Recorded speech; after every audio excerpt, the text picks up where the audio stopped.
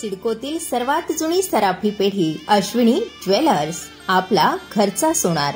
आता सजूया नखशिखांत अलंकारांनी.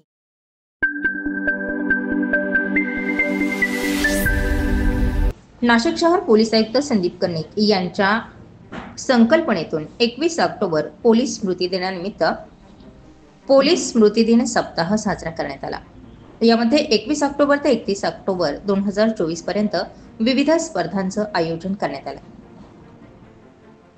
29 नोव्हेंबर रोजी स्पर्धेत सहभाग घेणाऱ्या विद्यार्थ्यांना प्रमाणपत्र देण्यात आलं. पोलीस स्मृती दिन सप्ताहामध्ये आयोजित विविध स्पर्धांमध्ये विद्यार्थ्यांना विषय देण्यात आले होते. पोलीस आमचा मित्र, पोलिसांची राष्ट्र उभारणीची भूमिका, जागृत विद्यार्थी म्हणून आमची भूमिका या विविध विषयांमध्ये नाशिक शहरातील 37 शाळेतील 150 विद्यार्थ्यांनी चित्रकला स्पर्धेत सहभाग घेतला.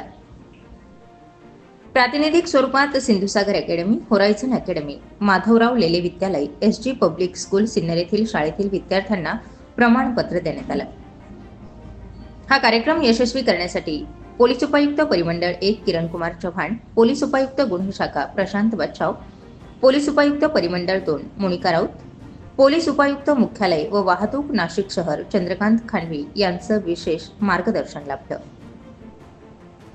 कार्यक्रम यशस्वी होण्यासाठी सहाय्यक पोलीस आयुक्त शहर वाहतूक विभाग सुधाकर सुरडकर, वरिष्ठ पोलीस निरीक्षक शहर वाहतूक शाखा दिवाणसिंग वसावे, पोलीस हवालदार सचिन जाधव शहर वाहतूक विभाग युनिट 2 यांनी उत्कृष्ट नियोजन केलं.